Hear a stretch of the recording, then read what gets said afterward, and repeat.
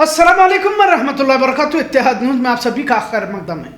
आज का मौजू यकीनन पूरी इंसानियत को झकझोर कर रख देने वाला है। आखिर एक गरीब इंसान को कहां कहां तक आजमाया जाता है। पूरा सिस्टम या तो रिश्वतखोरी के आदी हो चुका है या इनका एहसास मर चुका है।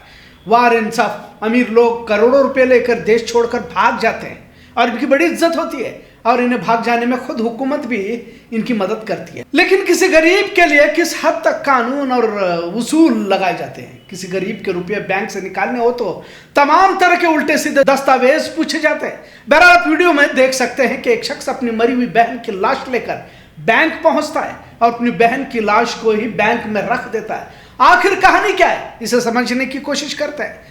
ओडिशा का यह मामला है। अगर भाजपाइयों को या मोदी शाह को बंगाल आसाम के चुनाव से फुर्सत मिली हो या फिर झालमुड़ी खाने का लुत्फ उठा चुके हो तो इस कहानी पर भी ध्यान देना जरूरी है।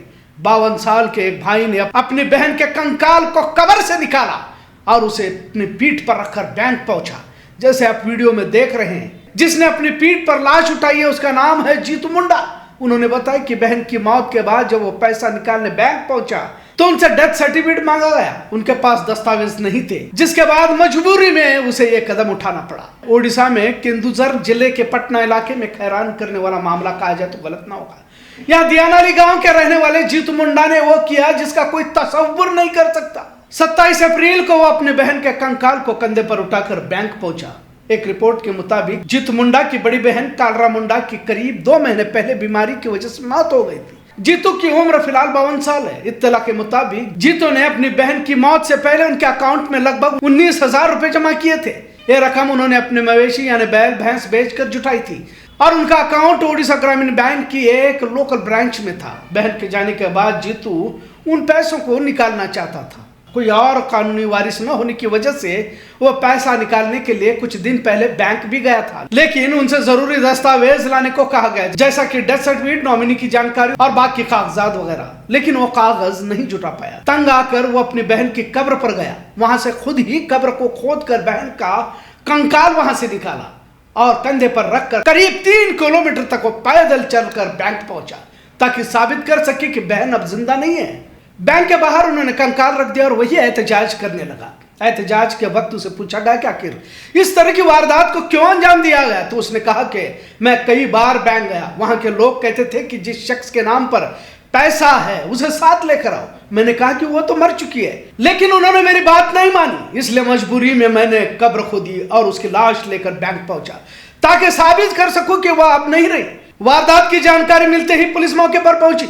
पटना थाना के इंस्पेक्टर किरण प्रसाद शाहू ने बताया कि जीतू पढ़ा लिखा नहीं है और आदिवासी समाज से ताल्लुक रखता है। उसे यह भी पता नहीं कि नॉमिनी या कानूनी वारिस क्या होता है और बैंक अफसरान भी सही तरीके से उसे बात समझाने में नाकाम रहे, जिसकी वजह से यह तमाम वारदात पेश आई। वही ब्लॉक डेवलपमेंट ऑफिसर बीडीओ मानस दंडपाठ ने भरोसा दिलाया कि जिस तरह से हालात पेचीदा बने हुए इसका जरूर हल निकाला जाएगा।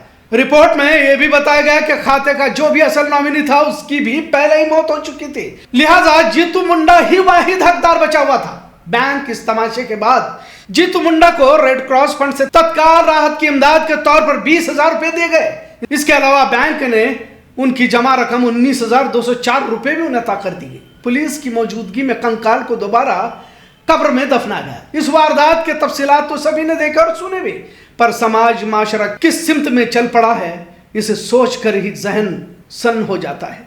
आपने मुन्ना भाई फिल्म में वो भी देखा होगा कि अगर किसी मरीज की जान जा रही हो तो फॉर्म भरना जरूरी है क्या। लिहाजा समाज की बेबसी और बेहिसी की ये इंतहा कही जा सकती है और उसकी तस्वीर आपने देखी। आज भी एहसास जज्बात की जगह पर कागजी कार्रवाई को है माना जाता है। शायद तारीख में इस तरह का कोई वाकया आपने देखा होगा। आखिर इतना इंसान को माशरे का सिस्टम क्यों मजबूर कर देता है, जहां उसे मुर्दे को कब्र से खोद कर बैंक की सीढ़ियों पर रखना पड़ता है और एहतजाज करने पर वो मजबूर हो जाता है।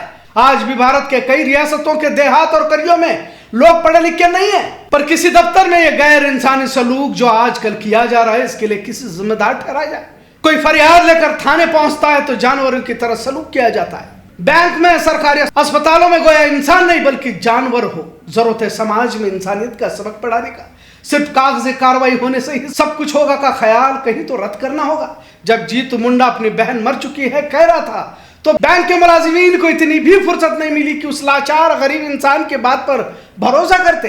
भले आज कब्र से मुर्दा निकालने के बाद रेड क्रॉस से 20,000 रुपए की बतौर इमदाद दी गई हो, पर क्या जिस तरह मुजाहरा जीतू मुंडा ने किया यकीनन इंसानियत को शर्मसार करने वाला कहा जा सकता है। बात बात पर दस्तावेजों की सख्ती जरूरी तो है, पर कुछ मामले भी ऐसे होते हैं जो इंसानियत वहां पर दिखानी पड़ती है और वो जरूरी है। हर बात की दलील नहीं पूछी जाती। कुछ वक्त तमाम कागजातों को पीछे रखकर इंसानियत का सबूत देना पड़ता है, और खासकर भाजपा इख्तियार मुल्क में जब इस तरह की वारदात पेश आती है तो इन्हें दूसरे किसी रियासत में गरीबों के हुकूक की बात करने का कोई हक नहीं रहता। मैं झूठी बातें परोस कर हुकूमत हथियाना, फिर गरीबों को लाचार और मजबूर बनाकर यूं ही जीतू मुंडा की तरह बेबस लाचार छोड़ देना, यही भाजपा का मकसद है। इस वारदात ने दुनिया भर में एक बार फिर भारत की तस्वीर को दागदार बना दिया है। कुछ ही घंटों में वीडियो दुनिया भर के अहम मीडिया हाउसेस में शाया हो चुका है, पर भारत की गोदी मीडिया को भाजपा की मुखालिफत में खबर को बनाने में शर्म आती है, जबकि आलमी सतह पर देश को शर्मिंदा किया जा चुका है। वजीर आजम मोदी हो या फिर